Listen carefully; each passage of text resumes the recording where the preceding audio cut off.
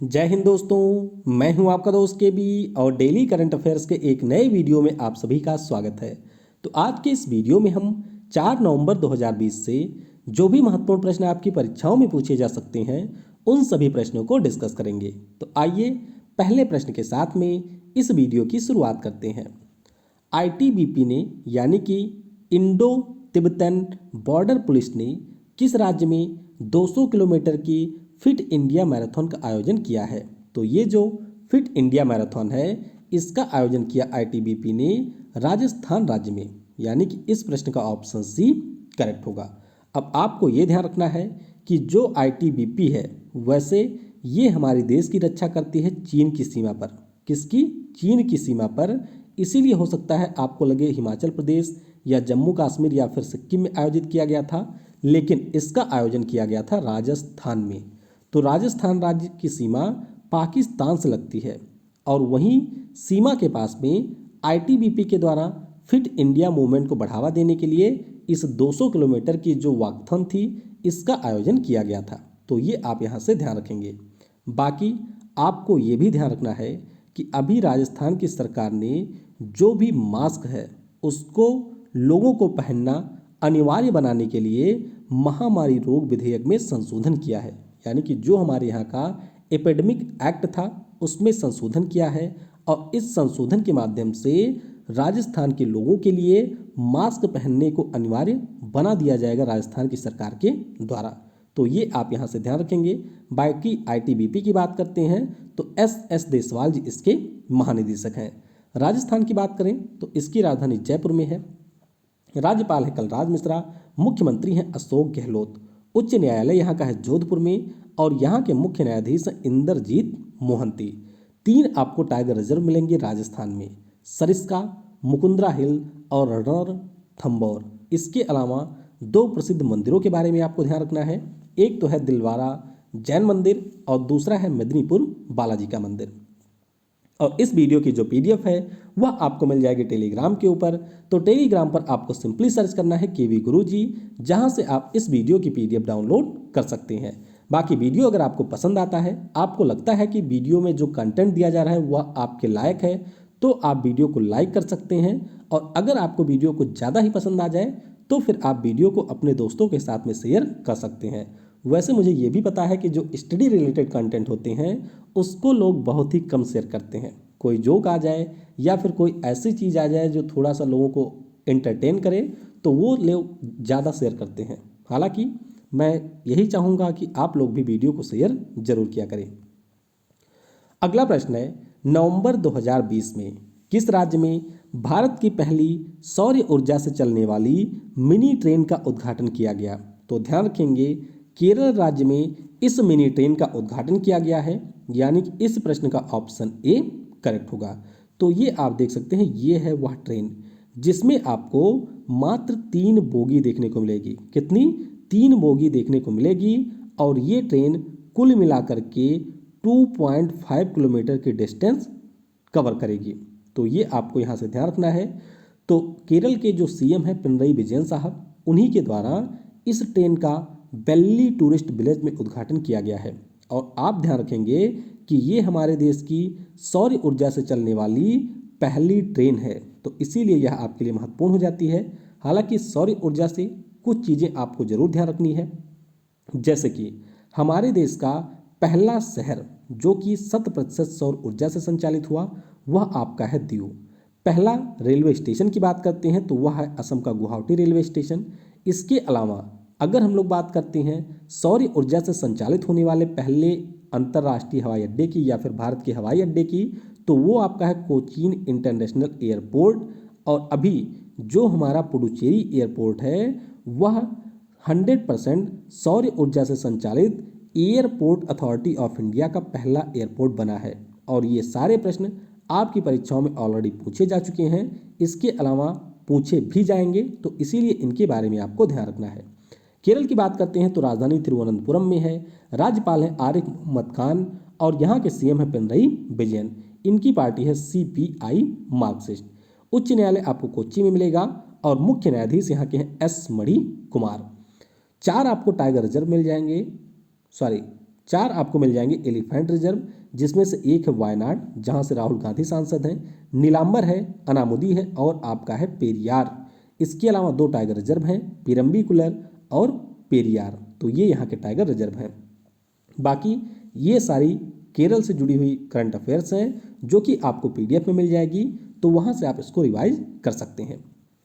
भारत व किस देश की सीमा पर 8000 मेगावाट क्षमता का नवीकरणीय ऊर्जा पावर पार्क यानी कि रिन्यूएबल एनर्जी पावर पार्क की स्थापना की जाएगी? तो ध्यान रखेंगे आप, भारत और पाकिस्तान की सीमा पर राजस्थान राज्य में इस नवीकरणीय ऊर्जा पावर पार्क की स्थापना की जाएगी, यानी कि इस प्रश्न का ऑप्शन डी करेक्ट होगा। और आपको इस प्रश्न से ये भी ध्यान रखना है कि ये जो यहाँ पर 8000 मेगावाट का पावर पार्क होगा, इसमें से 4310 मेगावाट पवन ऊर्जा के हिस्से में आएगा, 3760 मेगावाट सौर ऊर्जा के हिस्से में आएगा और 120 मेगावाट बायो ऊर्जा से उत्पादित किया जाएगा। तो ये आपको ध्यान रखना है कि 8000 मेगावाट में सारी जो ऊर्जा होगी वह किसी एक माध्यम से उत्पादित नहीं की जाएगी। यहाँ पर पवन ऊर्जा, सौर ऊर्जा और बायो ऊर्जा से पूरी एनर्जी का उत्पादन किया जाना है। तो राजस्थान की सरकार इसके लिए राष्ट्रीय ताप विद्युत निगम और भारतीय सौर ऊर्जा निगम के साथ में आने वाले समय में एक समझौता भी करेगी। तो ये आप ध्यान रखेंगे।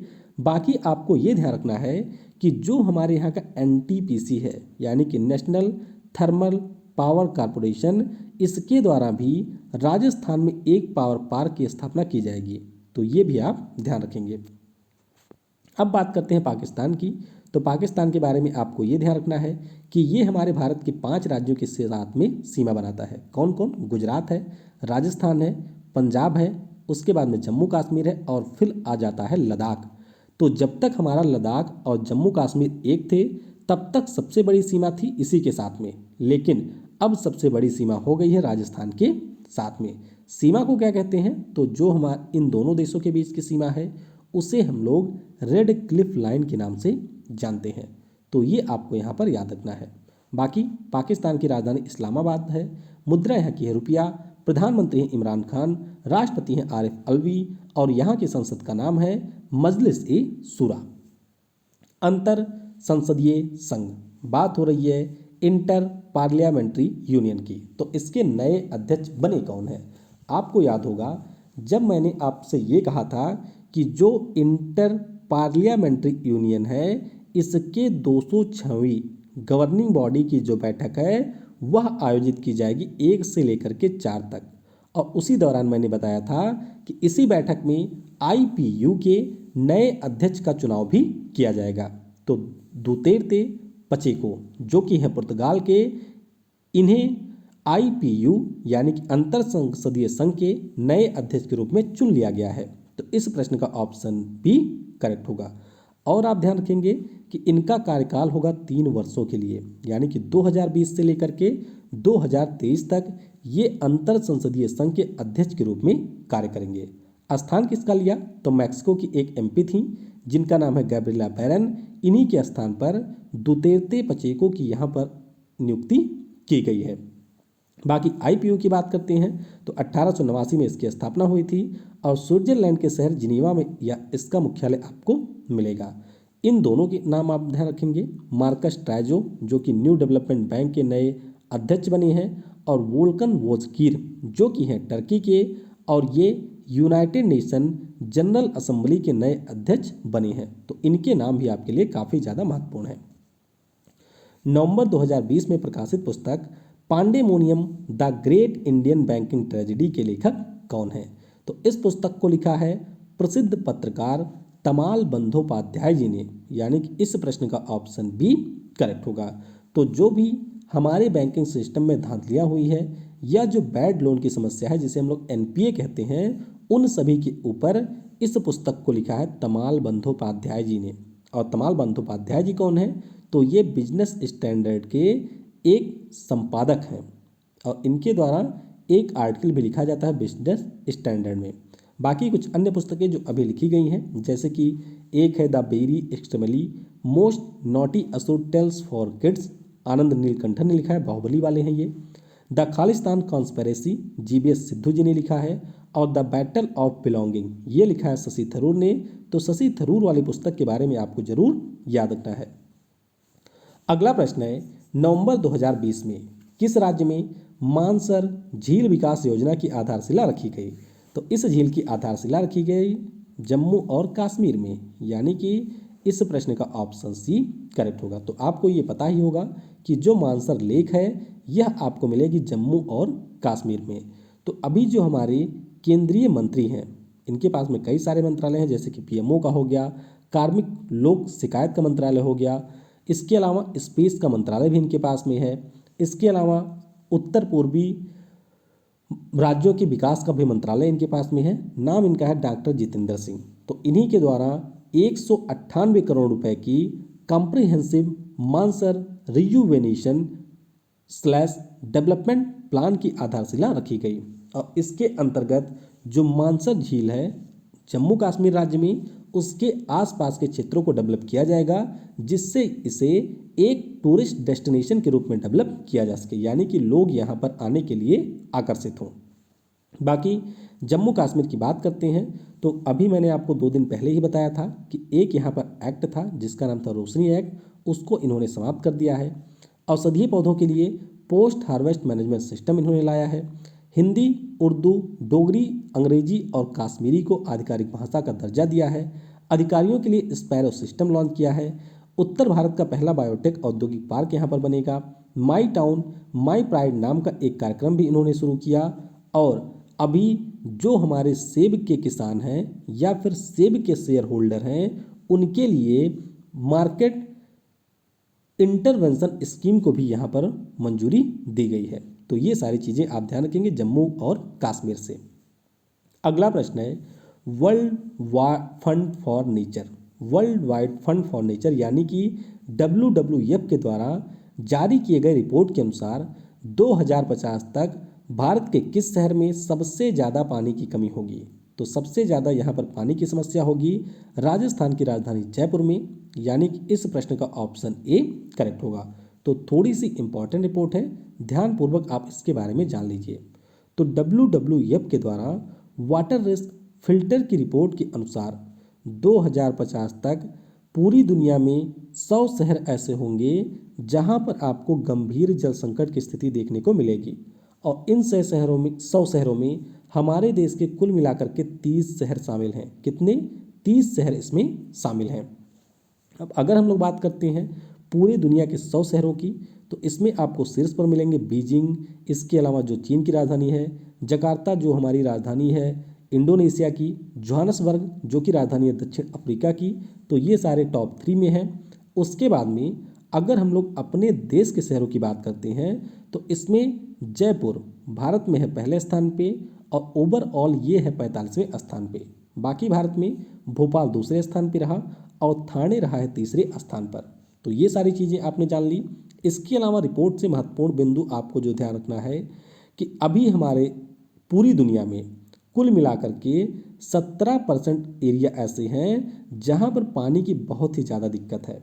और रिपोर्ट में डराने वाली बात ये बताई गई है कि 2050 तक 51% एरिया ऐसा होगा जो कि पूरी तरीके से जल से समस्याओं का सामना करेगा, यानी कि वहाँ पर पानी की उपलब्धता बहुत ही कम हो जाएगी।